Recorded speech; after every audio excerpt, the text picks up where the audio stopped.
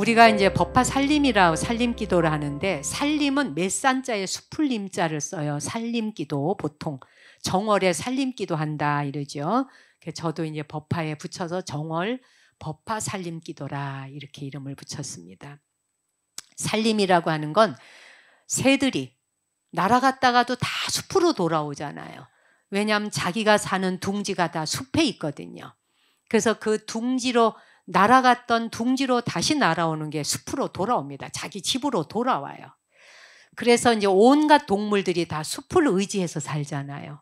그와 같이 모든 생명들이 숲을 의지하여 사는 것과 같이 중생들 또한 다 산지산방으로 흩어져 나갔던 마음자리가 자기의 본래 고향자리로 들어올 수 있게 하는 게 살림기도예요. 몇산자에 수풀림자를 써서 숲에 깃든다. 이 말은 울타리와 나의 그 보금자리에 깃든다. 우리 불자들에게는 부처의 본래 자리, 본래 고향자리. 그래서 정월달 살림기도를 한다 이래요. 우리 초하루 기도하잖아요. 초하루 기도는 한 달을 잘 살기 위해서 초하루 기도를 하고, 정초 기도는 1년을 잘 살기 위해서 기도를 하는 거예요. 1년 내내 무탈하고 건강하자. 그리고 발심하여 원력 세우고 살자 해서 1년 기도를 이제 정초 기도를 하는 거예요. 그래서 살림 기도를 한다라고 이름을 붙여요. 그래서 각자의 가정, 그 다음에 자신이 다니고 있는 절, 내가 다니는 사찰을 장엄하고 청정도량을 만드는 게 살림 기도예요. 그 다음에 요 기도 기간 동안에는 집을 청정하게 하는 것도 살림 기도예요. 가정을 청정하게, 자기가 다니는 기도할 도량을 청정하게. 근데 이거는 외곽에 있는 거잖아요. 그러면서 뭐예요? 마음 청정하게. 요게 살림 기도예요. 아시겠죠? 그리고 기도라고 하는 것은 각자가 자기 자신을 점검하는 게 기도예요. 자신을 점검하는 게 기도예요. 내 마음자리가 어디에 있는지, 내가 어떤 용을 쓰고 있는지, 탐진치 삼독의 용 쓰고 있는지, 이런 등등을 점검하는 것이 기도예요. 그래서 바로 자기를 바로 세우는 것이 기도예요. 이 말은 남을 쳐다보지 말라는 거예요. 점검하고 나를 바로 세운다 하는 것은 내가 나를 바라보면 돼. 근데 우리의 안입이 설신이는 어떻게 하나요? 남을 계속 쳐다보고 남의 꼴불견인 거 아닌 것을 계속 탓하잖아요. 그죠? 누가 뭐 잘해서 이뻐 죽겠네. 아유, 저 사람은 왜 저 모양이야. 또 귀에 들려오는 소리마다 경계에 부딪혀서 장애에 걸리죠. 그렇죠? 눈으로 보는 것마다 장애에 걸리죠. 이건 내 점검 안 하고 있다는 거죠. 내가 나를 점검하고 있을 때는 절대로 남을 쳐다보면서 마음에 드네 안 드네를 논할 수가 없다는 것이에요. 이게 기도하는 의미고 이것이 점검이에요. 여러분이 오늘 독송하신 법화경은 대승불교의 경전입니다. 그렇죠? 우리가 사실 소승이요 대승이요라고는 이름은 부처님 당시 때 만들어진 이름이 아니에요. 그런데 이제 왜 이런 경전들이 뒤에 후대에 가서 만들어지게 되었느냐 하면, 부처님께서 인멸에 드신 뒤에, 인멸에 드셨는데 부처님이 살아계실 때에는 제가 불자들이 다 직장 생활을 해야 됐잖아요. 또 부모들은 자식을 키워야 되고 직장도 나가야 되고 아침부터 저녁까지 일해서 돈벌이도 해야 되고, 이렇게 생활에 뛰어들어서 살다 보니 생활고에 허덕이는 사람들로서는 언제든지 마음만 내키면 절에 가서 부처님을 뵙고자 하면 언제든지 사원에 가면 부처님을 뵐 수 있었어요. 부처님께 가서 의논하고 상담하면 항상 거기에 알맞고 알맞은 말씀을 해주셨어요. 그리고 길을 열어주셨고 방법을 일러주셨고 여러 가지로 이렇게 제도를 하셨어요.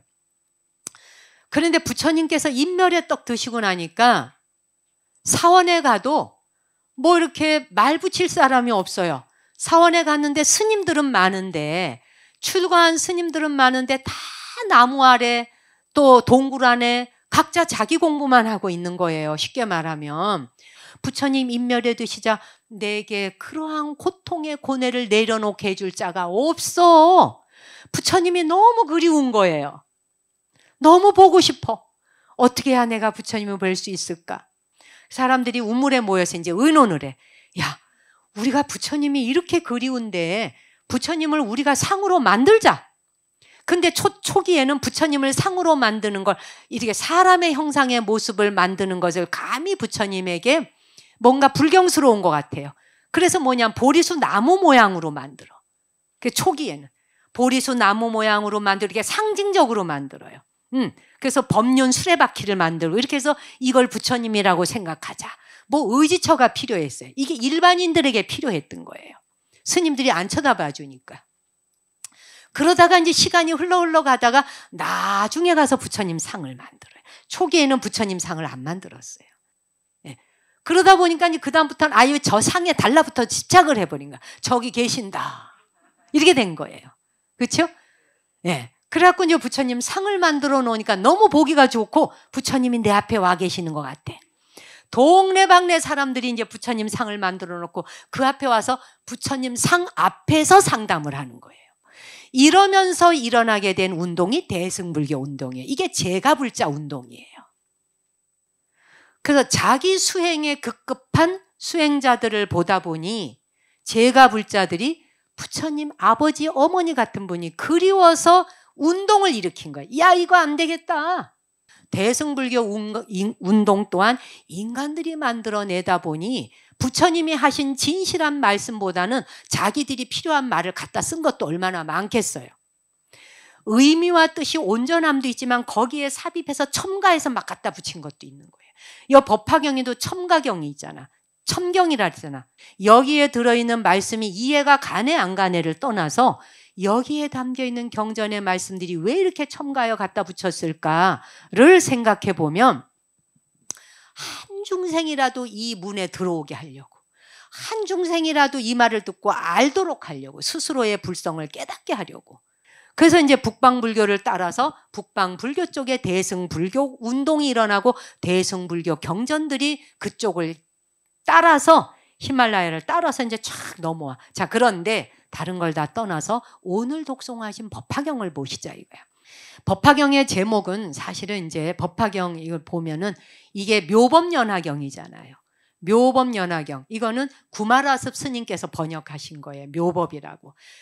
구마라습 스님보다 그 앞에 스님께서는 원래 정법 그 법화경이라고 하셨어요. 그런데 그 뒤에 묘법으로 설하시오. 묘하다. 발을 정자를 묘로 설하시게 돼. 보살의 정신과 실천을 담고 있는 게 법화경이에요. 보살은 누구이며 보살은 어떻게 해야 되며 보살은 어떻게 행동해야 하는가. 이게 법화경이거든. 부처님의 가르침을 실천해서 한 중생도 빠짐없이 구제하겠다는 뜻을 담은 게 법화경이에요. 그래서 법화경은 읽어나가다 보면 지금 시절에 지금의 우리의 시대에 맞지 않는 내용도 있어요. 그런데 그것이 맞다 안 맞다를 논할 거 없어요. 그 당시 이 법화경이라고 하는 경이 설해지고 그리고 이것이 번역되어서 나온 중에 법화경이라고 하는 경전을 왜 그렇게 오랜 세월 수많은 사람이 수지독송했을까? 이걸 생각하시면 돼. 그거는 다른 게 아니라 법화경이라고 하는 이 경전이 전래되어 온 것은 말하자면 인도로부터 그 이렇게 히말라야 산을 넘어서 실크로드 길을 따라 들어오거든요. 중국으로 들어오는 첫 번째 문이 옥문관이라고 있어요. 중국의 서쪽 끝에 있거든요. 서쪽. 그래서 서역이라 그래. 서쪽 끝에 있는 방향이라. 지금은 이 지역이 중앙아시아 쪽으로 이제 유입이 되어 있지만 그 당시에는 이 서역이 타클라마칸 사막이라 그래갖고 사막을 통과하는 데 있어요. 제가 거기 다 갔다 왔거든요. 이 실크로드 따라서 타클라마칸 사막으로 바로 지금 이러한 경전들이 왔던 루트. 그러면서 교화고성, 고창고성 이런 작은 성들이 지금 모래에 다 덮이고 그 흔적만 남아 있어요. 근데 그 길을 따라서 이 법화경들이 전래되어 들어옵니다. 이 말은 뭐냐 하면 타클라마칸 사막이라고 하는 곳은 새도 날아다니지 않는다는 뜻이에요. 새도 나르지 않는 하늘이에요. 왜 그럴까? 먹을 게 있어야 날아다니죠. 먹을 게 없어요. 황무지란 얘기예요. 황무지, 불모지. 그런 사막을 옛 어른들이, 옛 스님들이 그곳에 법을 구하러 다니셨잖아요. 그렇게 험악한 곳이었어. 그러니까 이 경을 보실 때는 그냥 보시면 안 되고 모래 사막에서 건져 올린 경이라고 생각하면서 보시라는 뜻이에요. 모래 사막 속에 묻혀 있었어, 오랫동안. 근데 그 중에 유일하게 법화경만 20종이 넘는 법화경이 발견이 돼. 다른 책에 비해서. 그게 뭘 말할까요? 그만큼 많은 사람들이 수지 독송하고 가슴에 새겼다는 이야기예요. 법화경이. 그 당시에 법을 구하러 인도에서 이 히말라야를 넘어서 실크로드를 오고 갔던 서역에 무역했던 사람들과 스님들이 얼마나 험난하고 두렵고 공포스럽고 무서운 길을 오고 가야 됐는지. 사람이 살아서 돌아오지를 못할 정도로 험난한 곳이니까 뭔가 의지처가 있어야 됐겠죠. 나를 보살펴줘야 될 것이 있어야 될 거 아니에요. 그래서 의지하게 된 것이 법화경이에요. 그 시절을 상상하고 생각하시면서 이 경을 보시면 달리 와닿는 거예요. 그래서 이 법화경은 요약을 하자면 3개예요. 법화경의 핵심은 부처의 수명은 무량하다. 우리 반야신경에서 불생불멸하잖아요. 불생불멸 불구부정. 그죠? 태어난 적도 없고 죽은 것도 없어요. 그래서 어떻게 돼요? 수명은 무량광 무량수불. 나무 아미타불. 아미타 부처님은 무량광 무량수불. 그렇죠? 무량수라고 하는 말 자체가 수명이 제한이 없다는 뜻이에요. 부처님의 수명은 무량하다라는 말씀이 여기 담겨 있고요. 2번째, 중생을 구제하기 위해서 법화경을 널리 펴라라고 하는 말씀이 여기 실려 있어요. 뒤에 읽어 나가시면. 그 다음 3번째가 법화경을 홍보하여 유포하라. 유포하라. 중생을 구제하기 위해서 법화경을 널리 독송하는 거 하고 그 다음에 법화경을 홍보해서 유포하라. 이게 이 경에 담겨 있는 말씀이에요. 쉽죠? 법화경에서 사실은 제일 중요한 게 보살행을 하라는 거예요. 육바라밀을 행하라는 거예요. 바라밀을 행하라. 보살행. 보살님 여러분을 부르잖아요. 여기에서 보살이라고 하는 말도 부처님을 논하는 보살도 있어요.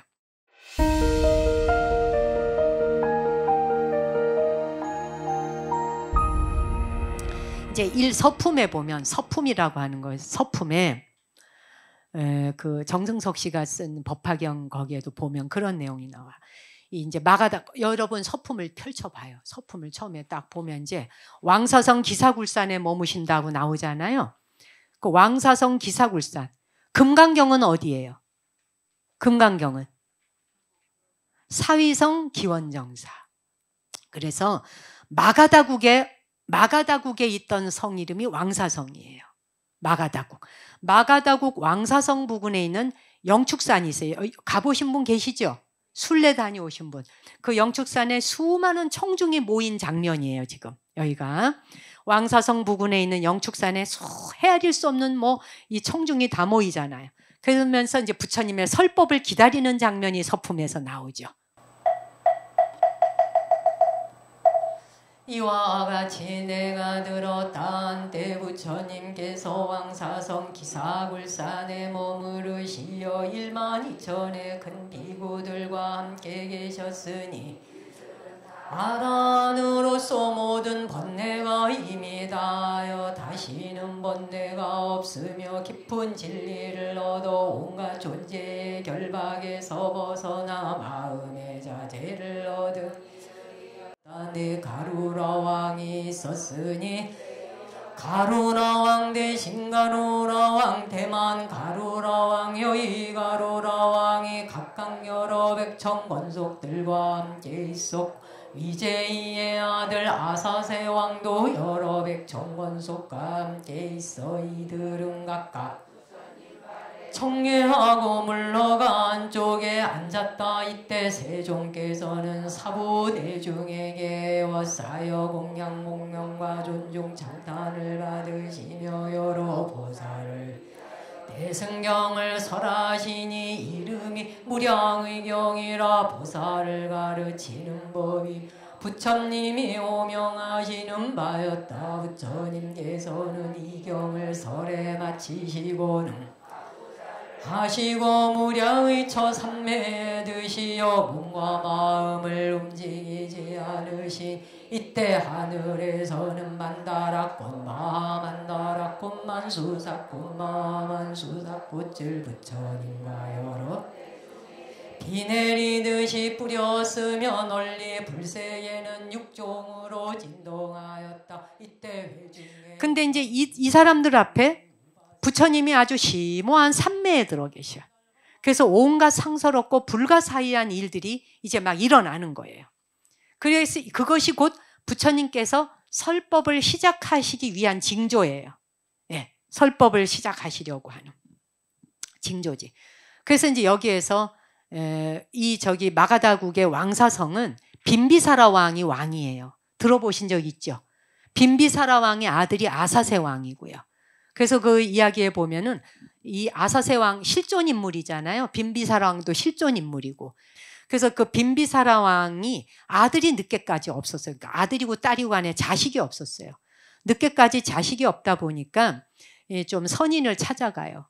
뭐 앞 좀 잘 본다는 사람한테 찾아가서 내가 혹시 자식을 가질 수 있겠느냐, 낳을 수 있겠냐라고 하니까 3년 뒤에 아들을 낳게 될 거고 자기가 죽어서 환생하게 될 거다라고 이렇게 얘기를 해요.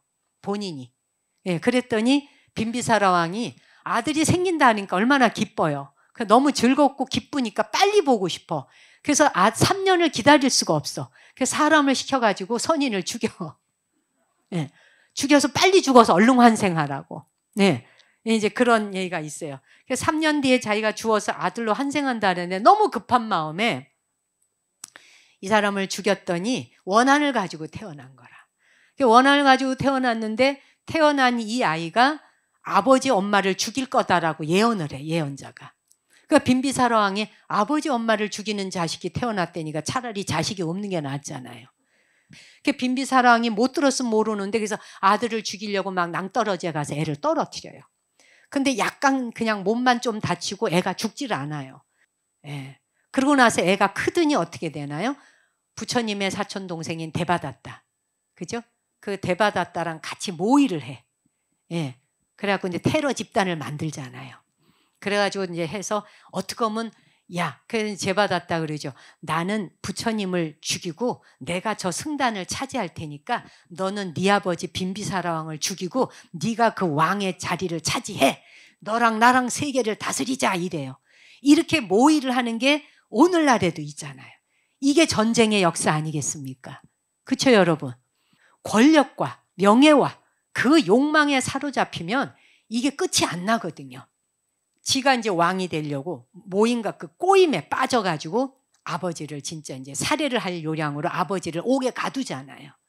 옥에 가둬놓고 아무것도 물 한 모금도 못 주게 해. 예, 아무것도 안 먹여요. 그 아버지가 삐들삐들 마르지. 근데 그 옥사에 저 꼭대기 요만한 창이 하나 있어. 그 창으로 약간씩 빛이 들어와.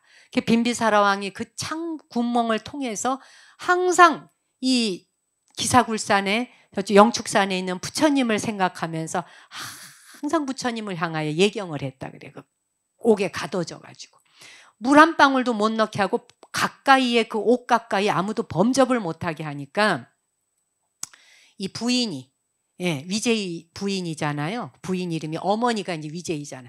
그 위제이 부인이 방법이 없으니까 목욕을 깨끗하게 하고 그리고 온몸에 꿀을 발라요. 목욕을 싹 하고 온몸에 꿀을 바르고 사리를 둘러서 옷을 다시 입고 그래도 내가 네 아버지한테 한 번만 들어갔다 올 수 있게 해달라 이러니까 그래도 그 못돼 빠진 자식이라도 엄마가 딱 한 번만 들어갔다 오겠다고 이러니까 이제 허락을 해줘요. 들어가서 그 위제이 부인이 옷을 사리를 다 벗고 남편 앞에서 자기 몸에 붙어있는 꿀을 빨아먹으라 그래. 그래서 그 꿀을 빨아먹어요. 그 세월이 가고 시간이 가도 아버지가 살이 빠지질 않는 거야. 그래서 그 다음에 이제 엄마도 못 들어가게 차단을 하죠. 엄마까지도. 그런 일이 있어요. 나중에 결국은 이제 아버지 죽이잖아요. 아버지 죽이고 엄마도 또 감옥에 가두잖아요. 그러니까 사람이 뺑 돌아버리면 자기가 무슨 짓을 하고 있는지도 몰라요. 그래서 부처님께서 법을 펼칠 때 삼승의 방편으로 펼 수밖에 없었던 거예요. 부처님이 오시기 이전에도 그런 세월을 우리는 인류 역사가 살아왔고요. 그렇잖아요? 그 이후에도 살아왔고 지금도 살아가고 있어요. 지금도 별반 달라진 게 없어요. 안 그렇습니까? 우리의 삶의 질이 조금 바뀐 것밖에 인간이 여전히 고통스러워하고 있고 고통을 겪으면서 사는 건 달라진 게 없어요. 왜 그러냐는 거지. 그것에 대해서 설하고 있는 게 법화경이고 그로부터 벗어나는 길을 설하는 게 법화경 이야기예요. 사실은. 그래서 어쨌든 근데 이제 어떻게 제가 이제 아사세가 여기 서품에 나오기 때문에 아사세 왕 이야기를 한 거예요. 아사세도 대중 가운데 어떻게 있게 됐나 이 나쁜 놈이 말하자면 응? 세상에 천하의 불효자식이 말이야. 응? 아버지 죽이고 엄마도 감옥에 가두고 부모한테 이렇게 천지 못되게 한 게 어떻게 서품에 보니까 아사세 왕까지 부처님 설법하시려고 하는 자리에 또 와서 있냐 이거야. 이 궁금해야지. 그렇죠? 그래서 이제 있게 된 이야기를 해. 나중에 어떻게 돼? 스스로 자기의 잘못을 참회하고 깨달아요. 인간이 이럴 때가 있는 거예요. 참회하는 순간이면 완전히 딴 사람이 되죠. 경계가 사라지면서 본 고향으로. 그래서 이제 부처님의 법을 수호합니다. 그래서 불법을 수호한 왕으로 남게 돼요. 불법을 부처님 법을 수호하는 왕으로 남게 돼. 어쨌든 그래서 서품에 보면 1월 등명불이라고 하는 부처님 명호 나오는 거 보셨죠? 그래서 그 1월 등명불의 과거행에 대한 이야기가 이 서품에서 나와. 근데 1월 등명이라고 하는 건 1은 해지요. 월은 달이죠. 그렇죠? 그리고 등명은 등불이죠. 1월 등명, 해, 달, 등불. 이걸 다 합치면 뭐예요? 밝다는 거죠. 해도 밝아, 달도 밝아, 등불도 밝아. 다 밝죠. 그래서 부처님 가르침은 밝음을 설하시는 경이다. 금강경이 되었건 화엄경이 되었건 모든 경이 밝음을 설하시는 경이다. 그래서 1월 등명불에 대한 얘기가 나와. 그리고 이제 뭐 문수와 미륵의 과거 이야기도 나오잖아요. 여기서 문수보살이 과거의 이름이 뭐였다고 나와요. 여기서 묘강이었다고 나오지. 묘강. 집에 가서 찾아봐요. 그리고 미륵 부처님, 미래의 미륵 부처님이 되는데 이때에는 무슨 관계일 때 뭐라고 나왔대? 구명이라 해서 알아듣지를 못해. 게으르고 교만하고 부처님이 설하는 거 듣지도 안 해. 뭔 말인지도 모르고 알라고도 안 해. 자기는 이미 다 깨달았다. 이것이 바로 미륵의 과거라는 거예요. 그게 바로 누구를 말해? 우리가 그랬다는 거예요. 다 우리도 그랬다는 거예요. 이런 걸 거쳐왔다는 거예요. 그래서 문수는 묘강이고 미륵은 구명이라는 보살이었다라고 해요. 부처님께서 이제 미륵이 보니까 부처님께서 무량의경을 설하신다 이 말이 나와요. 그렇죠? 이름이 무량의경이라 보살을 가르치는 법이며 부처님이 혼념하시는 바였다. 그 다음에 부처님은 이 경을 설에 마치시고 가부자를 하시고 무량의처 삼매에 드셨다. 이런 말이 나와. 그렇죠? 무량의경을 설하고 무량의처의 삼매에 들었다. 첫째 무량의경은 법화경은 3부로 돼 있거든요. 그래서 무량의경 요거는 우리 천수경 할 때 개경계 읽잖아. 개경계 무상심심 미묘법 하듯이 무량의경이 바로 법화경의 개경이에요. 법화경은 본경이고요. 예, 본래의 경이 지금 읽으신 법화경은 본경이에요. 그 다음에 무량의경은 법화경의 개경, 경을 열어주는 경이에요. 법화경의 개경. 그래서 여기는 덕행품, 설법품, 십공덕품 이런 품수가 바로 법화경의 개경에 전부 나와. 근데 부처님의 가르침은 무량한 뜻이 있어. 그래서 듣는 자의 근기에 따라 또 그 시대에 따라 그 경우에 따라서 거기에 맞게끔 다 설하신 거예요. 아시겠죠? 그래서 무량의라고 하는 말은 모든 중생을 부처님께서는 자식이라고 생각해서 가엾이 여기는 마음에서 경을 설하신다는 뜻이 여기 담겨 있어요. 무량의 경에. 모든 중생을 자식으로 생각하셔요. 그래서 어여삐 여기시고 그래서 부처님의 대자비심에서 우러나와서 설하시는 것이 무량의 경이에요. 자, 그러고 해서 이제 부처님께서 삼매에 들어 계신다라고 했어요. 어쨌든 중요한 것은 우리가 경을 읽거나 뭐 사경을 하거나 절기도를 하거나 참선을 하거나 그 무엇을 하거나 사실은 부처님께서는 우리를 뭐를 깨닫게 해주기 위해서 그랬다라고 여기 표현은 하지만 사실은 깨닫게 하려고 한 것이 아니라 이미 내가 깨달았음을 기억하게 해주려고 하는 것, 알게 해주려고 하는 거다. 부처님이 니들은 뭘 모르니까 내가 널 깨닫게 해줄게 이게 아니라 다 너희들도 부처야. 다 부처인데 까마득히 잊어버렸어. 응? 번뇌에 가려져서. 그래서 그거 거울 싹 닦아서 본래 부처라는 걸 거울에 비춰 보여주려고 해. 응? 그거 알도록 해주려고 해. 그래서 깨달음이란 기억하는 거다라고 하는 말이 있잖아. 그런데 사람마다 뭐냐 하면은 다른 사람에 대해서 분탕질을 지기면서 저울을 달려고 하니까 지 마음을 바라보려고가 없죠. 자기 스스로 공부하려고가 없어. 그러다가 보니까 자신에 대해서 아는 것도 없으면서 남에 대해서는 굉장히 잘하는 것처럼 간섭하고 있는 자기 아세요 혹시? 우리 스스로를 보자고. 나부터라도. 응? 얼마나 자기 자신이 뭘 많이 아는 것처럼. 근데 우리는 나에 대해서도 아는 게 없어요. 이걸로 돌아와야 돼. 남에 대해서 안다는 거 이러쿵저러쿵 하지만 빈약해요. 나에 대해서 아는 것도 빈약하고 타인에 대해서 아는 것도 빈약해요. 이렇게 빈약하고 공공한 상태. 그런 상태로 우리가 부처님 법을 들으니 어떻게 돼요? 못 알아듣는 거예요. 그래서 부처님이 방편을 쓰신다는 얘기예요. 방편으로 설한다. 부처님께서 세종께서 계시지 않는 때에는 방편을 쓴다.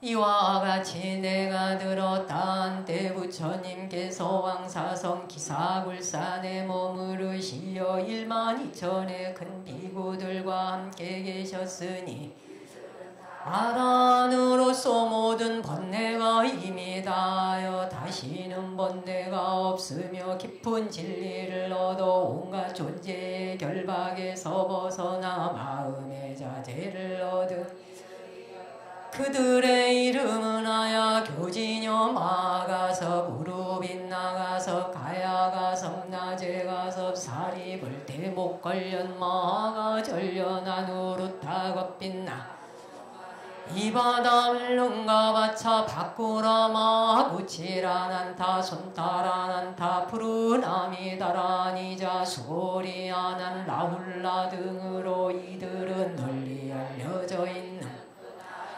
들이었다. 또 아직 배울 것이 있는 사람과 더 배울 것이 없는 사람이 1000명이 있었으며 마바사파테 비구니는 6000명의 원속과 함께 있었고 어머니야 슈다라 비구니도 그의 원속들과 함께 있었다. 또 보살마살 8만인이 있었으니 안욕다라 삼맥 삼보리에서 물러서지 아니야. 다라니와 요설변제를 얻어 불태전의 법륜을 굴리며 한량없는 백천부처님과 공양하며 저서에서 온갖 덕의 근본을 심어 항상 모든 부처님의 칭찬받는 바가 되며 자비로 몸을 닦아 잘들며 큰 지혜를 통달하여 피안에 이르러 그 이름이 한량없는 세계에 널 퍼져 무수한 백천중생을 능히 제도하는 이들이었다. 이름은 문수사리 보살, 관세음 보살, 대세지 보살, 상정림 보살, 불류징 보살, 보장 보살, 야광 보살, 용시 보살, 보월 보살, 만월 보살, 대력 보살, 무량력 보살, 칠삼계 보살, 말타바라 보살, 미륵 보살, 보적 보살, 도사 보살 등 이와 같은 보살마 8만인이 함께 있었다. 그때 석재완이는 그의 원속 2만 천자와 있었고 또 월천자 보양전자 보강전자와 사대 천왕도 그의 권속 일만 전자와 함께 있었으며 자재전자와 대제제전자는 삼만 전자와 함께 있었고 사바 세계의 주인인 범천왕 시기대범 광명대범 등 그의 권속 1만 2천 전자와 함께 있었다. 여덟 용왕이 있었으니 안다용왕 반란다용왕 용왕과 수길용왕 덕차가용왕 아나바달다용왕 마나사용왕 우발라용왕 각각 여러 백천권속과 함께 있었다. 네 김나라왕이 있었으니 법김나라왕 묘법김나라왕 대법김나라왕 지법김나라왕이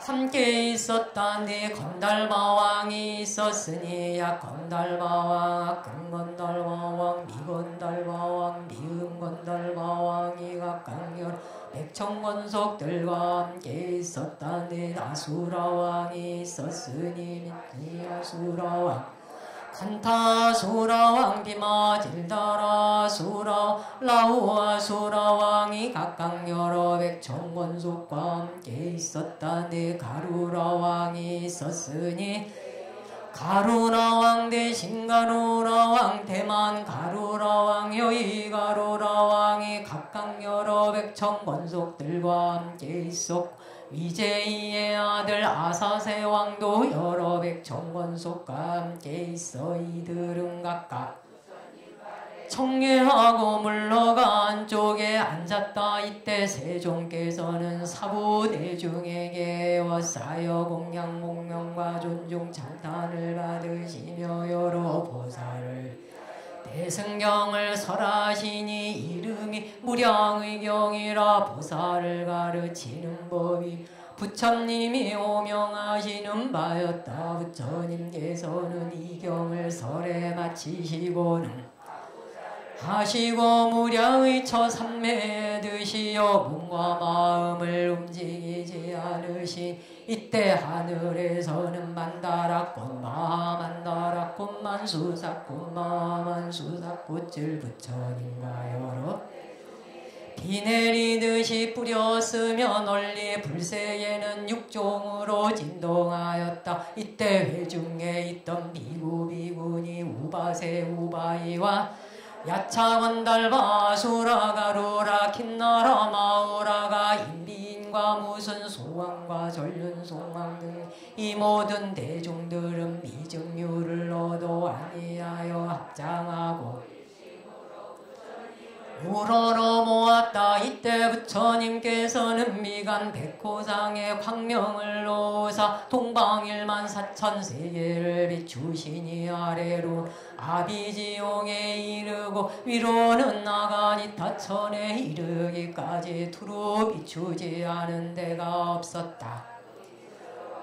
이 세계에서 저 국토까지의 육취중생을 다 보며 또 저 국토에 현재 계신 모든 부처님을 뵙고 그 모든 부처님 설하시는 경전의 법문을 들으며 아울러 저 국토에 비구비군이 우바세 우바이들이 수행하여 도를 얻는 것을 보며 마하살들이 각가지 인연으로 온갖 승례와 온갖 모습으로 포살도를 행함을 보며 또 모든 부처님이 열반에 드심을 보며 열반에 드신 뒤에 불사리를 받들어 칠보로 탑을 세우는 것을 보았다. 이때 미륵보살 이렇게 생각하였다. 지금 세종께서 신통변화를 나타내시니 인연으로 이런 상서가 있는 것일까? 지금 부처님께서는 삼매에 드셨으니 불가사의야 희유한 일 놔두심을 누구에게 물어야 하며 누가 능히 대답할 수 있을까?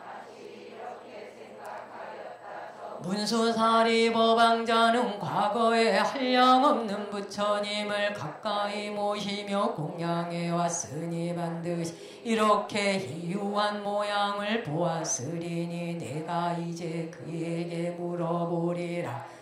비구비구니 우바세 우바이와 여러 천룡귀신 등도 이런 생각을 하였다. 부처님의 광명신통의 모습 지금 누구에게 물어야 할 것인가. 이때 미륵보살이자 의심도 해결하고자 하며 또 사부대중 비구비구니 우바세 우바이와 모든 천룡귀신 등 대중의 마음 헤아려서 문수사리에게 물었다. 무슨 인연으로 이렇게 상서롭고 상이 나타나 큰 광명을 놓아 동방일만 8천 국토를 비추어 그 부처님 나라 장엄을 다 보게 되나. 이까이의 미륵보살은 이 뜻을 거듭하려 개송으로 물었다. 문수사리여 도사께서는 백호 큰 광명을 두루두루 비추시나이까. 만다라꽃 만수사꽃이 비오듯이 내리 전단양바람 불어 충생마음 즐겁게 하나이다. 이로 인해 땅은 모두 깨끗해지고 육종으로 진동하니 이를 본 사부 대중은 모두 다 기뻐하고 몸과 마음 쾌락하여 미증류를 얻었나이.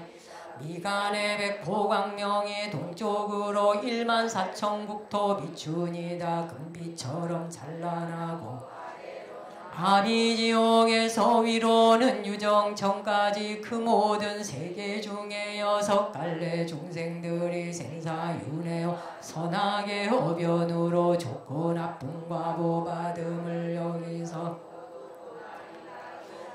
부처님 성주사자께서 경전을 설하시되 미묘하기 제일이라 그 음성 청정하고 그 말씀 부드러워 모든 보살 가르치시니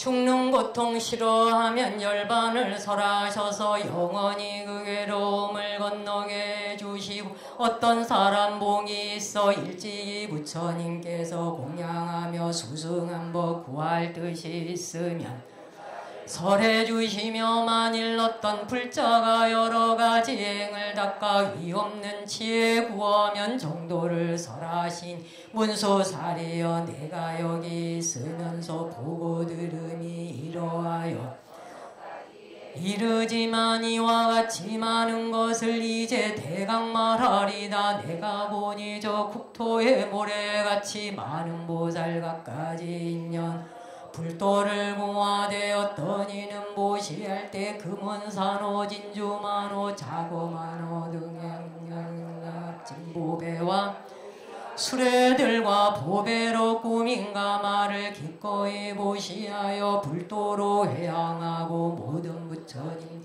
삼계 제일이라고 찬탄하시는 일불승을 얻고자 원하며 없던 보살은 네 마리 끄는 보배수레 장식하여 보시하며 어떤 보살은 육신과 수족과 아내와 자식까지 보시하여 위없는 도를 구하며 어떤 보살은 눈과 머리와 몸까지 기꺼이 보시하여 불지혜를 구하나이다.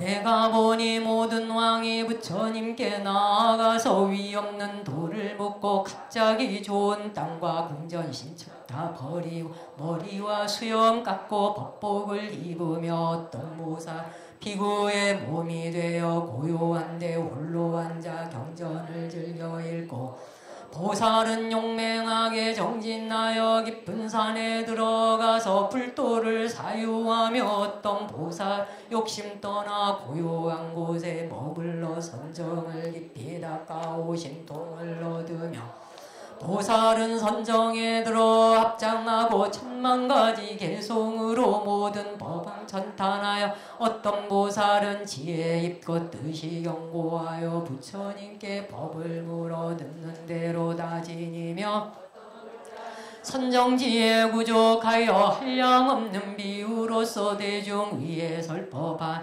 기꺼이 법을 설해 모든 보살 교화하고 마의 군사 격파하여 법고를 크게 치며 어떤 보살은 안정되고 고요하여 전룡이 공경해도 기뻐하지 아니하며 보살은 숲속에서 빛을 놓아 지옥 고통 제도하여 불도에 들게 하고 어떤 불자는 잠도 자지 아니하고 숲속을 거닐면 부지런히 불도를 구하며 어떤 이는 계행을 부족하여 위위의 힘의 얻기 우슬같이 깨끗하게 불도를 구하며 불자는 참는 힘이 훌륭하여 오만한 사람들이 욕을 하고 때려도 모두 다 능히 참고 불도를 구하며 어떤 보살은 희롱하고 웃는 일과 어리석은 권속 떠나 지혜인을 친근하여 일심으로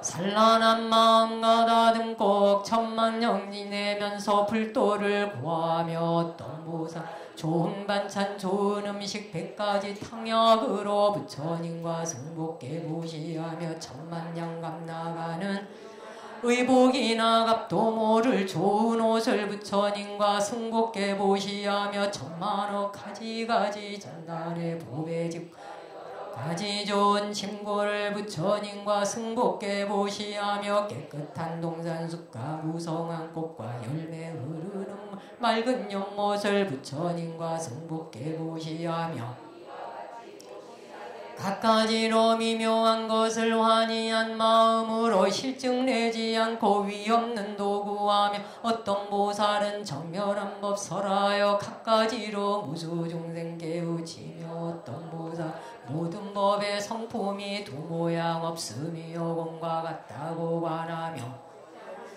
마음에 집착을 없이 하여 이러한 묘한 지혜로 위없는 도구 하나이다. 문수사리여 또 어떤 보살 부처님이 멸도하신 후에 사리에 공양하고 어떤 불잔 항아의 모래같이 무수한 탑을 쌓아 국토를 장엄하니 묘한 법의 탑이 5천유순 솟아있고 가로 세로 다같이 2천유순이요 각각의 당묘에 청개식에 당번이 날리고 구슬로 짱교로 휘장에는 법의 방울이 새로 울리니 향과 꽃과 이약으로 끊임없이 공양하나이다. 문수사리여 모든 불자들이 사리에 공양하고자 단묘를 장엄하니 국토는 저절로 매우 아름다워 수황화가 꽃핀 듯 하더이다. 부처님이 한 줄기 광명을 놓으시니 나와 여기 모인 대중들 이 국토에 갖가지 뛰어나게 미묘함을 보나이다. 부처님의 실력과 지혜가 이용하여 한 줄기 빛을 놓아 무량국토 비추시니 전에 없는 일을 보였나이다. 불자문수여 원컨대 대중의심 풀어주소서. 사부대중이 우러러봅니다. 세종께서 무슨 일로 이 광명을 비추시나이까. 문수사리여 대답하사 의문 기쁘게 하소서. 무엇을 이롭게 하시려고 이 광명을 놓으십니까. 도량에 앉으사 얻으신 묘한 법을 설하려 하시나이까. 수기하려 하시나이까. 모든 불국토가 온갖 보배로 장엄됨을 보고 모든 부처님을 쉽게 됨 문수여 마땅히 하소서. 사주대중과 용신 등이 당신을 바라보니 그 까닭을 설해 주소서. 이때 문수사리 미륵보살과 모든 선남자들이여 내가 생각하기로는 지금 부처님께서 큰 법을 설하시며 큰 법비를 내리시며 큰 법날을 부시며 큰 법고를 치시며 큰 법의 뜻을 연설하시려는 것 같습니다. 선남자들이 연하는 과거의 모든 부처님 계신 곳 이러한 상서를 모았으니 이 광명을 놓으시고는 큰 법을 설하셨습니다. 지금 부처님 광명 놓으심도 또한 그와 같아 중생들로 하여금 일체 세간에서 믿기 어려운 법을 듣고 알게 하시려고 나타내신 줄로 압니다. 선남자들이여 과거에 한량 없고 가없는 불가사의 하나 승기겁에 부처님이 계셨으니 명호를 1월 등명열의 은공정변지 명행족 선서세간에 조허장부 전인사불 세존이라 했습니다. 정법을 설하시니 처음도 좋고 중간도 좋고 끝도 좋으며 그 뜻이 심원하고 그 말씀은 교묘하여 섞임이 없어 맑고 깨끗한 범행의 모습을 갖추었습니다. 성문을 구하는 이에게는 사절법을 설하시 생로병사를 건너 마침내 열반에 이르게 하시고 이에게는 12인연법을 설하시고 보살들에게는 육바라미를 설하시어 안욕따라 삼약삼보리를 얻어 일체종리를 이루게 하셨습니다. 다시 부처님이 계셨으니 이름은 역시 1월 등명이시고 또 그 다음에 부처님이 계셨으니 역시 명호를 이와 같이 이만 부처님이 계셨으니 다같이 명호는 1월 등명이셨고 또 성시도 같으시어 바라타라 했습니다. 미륵이여 알지니 처음 부처님이나 나중 부처님의 명호가 다 같은 1월 등명이시며 10호를 부족하고 설하신 바 법은 중간과 끝이 다 훌륭했습니다. 부처님께서 출가하시기 전에 8왕자가 있었으니 첫째는 이름이 유이요 둘째는 이름이 선이요 이름이 무량의요 넷째는 이름이 보이요 다섯째는 이름이 증의요 여섯째는 이름이 제의요 일곱째는 이름이 항의요 여덟째는 이름 법이라고 했으니 8왕자는 위덕이 자제하여 이 왕자들은 부처 아버님께서 출가하여 안욕 따라 삼약삼보리를 얻으셨다는 말을 듣고는 모두 왕위를 버리고 또한 따라 출가하여 대승의 뜻을 일으켜 항상 범행을 닦아 법사가 되어 이미 천만의 부처님 처소에서 온갖 신문을 심었습니다.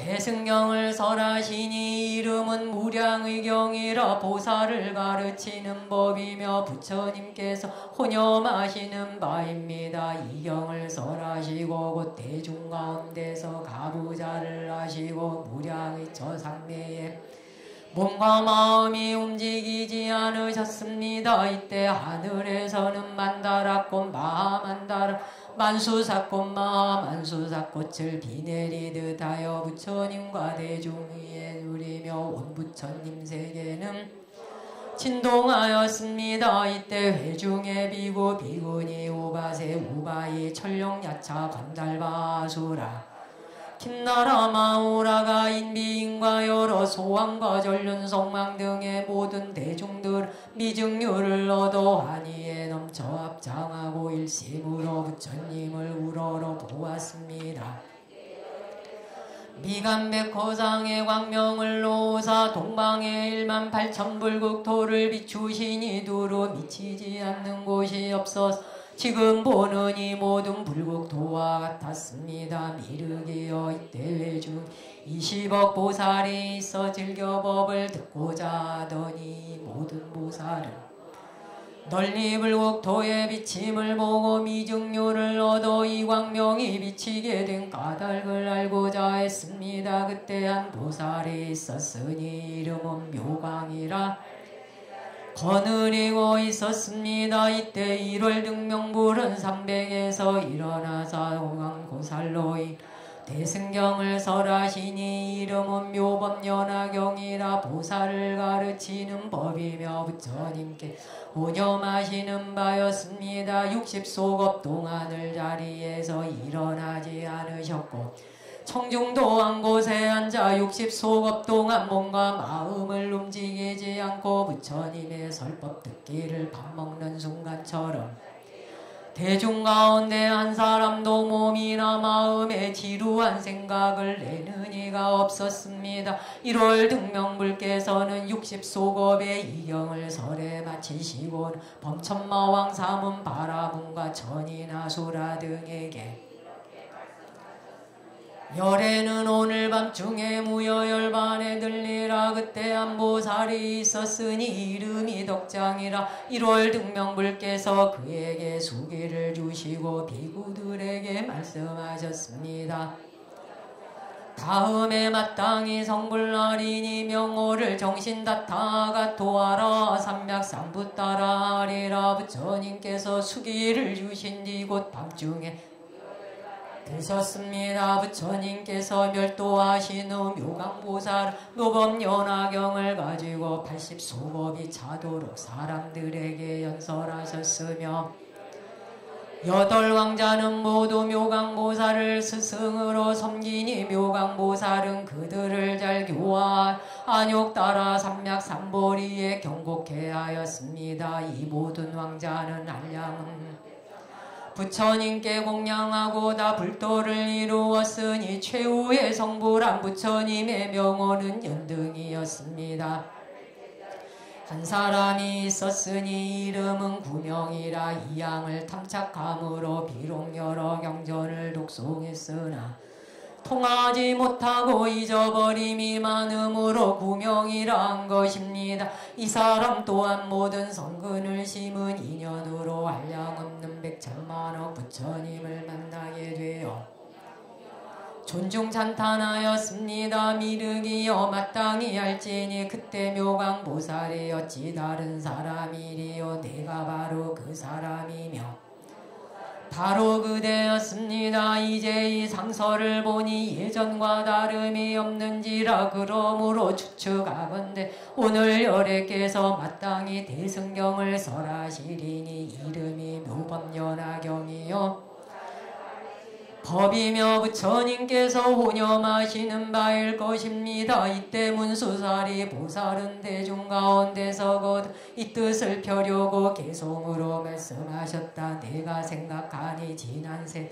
한없이 오랜 겁에 부처님이 계셨으니 1월 등명불이시라. 많은 중생 건지시고 무수억 보살들을 불지에 들게 하셨으니 그 부처님이 출가 전에 8왕자 두엇 대중이 출가하신 보고 따라 범행 닦았네. 이때 부처님께서 대승경을 설하시니 이름이 무량의라. 널리 분별하여 설하시었네. 부처님께서 이 경을 설에 마치시고 법자에서 가부자로 깊은 산매 드시 이름은 무량의 처산매라. 하늘에서는 만다라 꽃비 내리고 하늘 북은 절로 울고 귀신들은 인중존에 공양하네. 일체 모든 불국토가 즉시 크게 진동하고 부처님께서 미간의 광명 누사 희유한 일 다투시니 18,000불국토를 비추시어 중생들의 나고 죽는 업보를 보였으며 모든 불국토는 보배로 장엄되니 유리파리 빛깔이라. 광명 때문이네. 모든 전인용신 야차들과 건달바와 킨나라가 부처님께 공양하며 모든 열의 자연이 성불하시니 단엄하고 미묘하기 맑은 유리 속에 진금상어 놔두신 듯 세종께서 대중에게 깊은 법의 뜻을 베푸시니 무수한 성문대중 부처님의 광명으로 모두 보게 되었네. 어떤 비구들은 산림 속에 있으면서 정진하고 정정한 계율 지키기를 맑은 곳을 보호하듯 하며 수강아 모래 같음을 보게 되니 이는 부처님께서 광명을 비추셨기 때문이라네. 또 보니 모든 보살 선정에 깊이 들어 몸과 마음 부동하여 위없는 도구하고 또 보니 법의 정멸상을 알고 각각 그 국토에서 법을 설해 불도를 구하네. 이때 사부대중은 1월 등명불의 근신통력을 보고 마음으로 한이하며 묻기를 무슨 인연 때문일까. 전인이 받드는 세종께서 때마침 삼매에서 일어나시어 무강보살을 찬탄하시네. 그대는 세간에는 모두 귀하여 믿으리니 받들어지니여라. 내가 설한 법문은 오직 그대만이 알리라. 세종께서 찬탄하 묘강을 기쁘게 하고 법화경을 설하시되 60소겁이 자도록 자리에서 일어나지 않으시고 묘강법사가 모두 받아지니였네. 부처님께서 이 법화경을 설하시고 대중을 기쁘게 하신 뒤 그날 곧 천상과 인간 대중에게 이르시었네. 뜻을 이미 그대들 위해 설에 마쳤으니 나는 오늘 밤중에 열반에 들리라. 그대들은 일심으로 정진하여 방일하지 말지어다. 만나기가 어려워서 겁에나 한 번 만날 수 있으리니. 난 세존의 제자들이 부처님이 열반에 드신다는 말씀을 듣고 슬픔에 잠겨 부처님 열반이 왜 이리 바쁘신가 하였네. 거룩하신 법안께서 무량 중생 위로하사 내가 멸도할지라도 근심하지 말지니라. 이덕장보살 무로실상의 마음이 및 동달라여 이 다음에 성불날이니 명호는 정신이요 건지리라. 부처님 그 밤에 멸도하시니 서피다에 불 꺼지듯 하였네. 모든 살이 나누어 무량한 텁 세우고 향하에 모래같이 많은 비구들 다시 더욱 정진하여 구하였네. 이 묘강법사도 불법장을 봉지하여 80소겁 동안 법화경을 널리편 8왕자들은 묘강정상교화 받고 위없는 고경고이 동문 부처님 뵙게 되어 모든 부처님을 공양하고 성불하고 차례로 수기하시니 최후의 천중천은 연등불이시라. 여러 성자의 도사께서 무량중생 건지셨네. 그때 묘강법사에게 한 제자 있었는데 명리에 탐착하여 명리만을 구하여 귀족집에 드나들며 익히던 것을 등한히 하여 다 잊어버려 깨닫지 못한지라. 이름을 구명이라 하였네. 그래도 갖가지 선업을 닦아 무수한 부처님 만나 배웠고 모든 부처님께 공양하고 근도를 닦아 석가세존을 칭견하였네. 그로 성불하여 미륵이라 이름하고 그 수가 끝없으리. 등명불멸도에 이르는 자는 그대여 묘강법사는 곧 아니나. 이와 같았으니 이로써 지금의 부처님께서도 법화경을 설하고자 하심을 알겠네. 지금의 이상이 그때의 상서와 같음은 부처님의 방편이라. 이제 부처님께서 광명을 놓으심은 실상의 뜻을 밝히려 하심이네.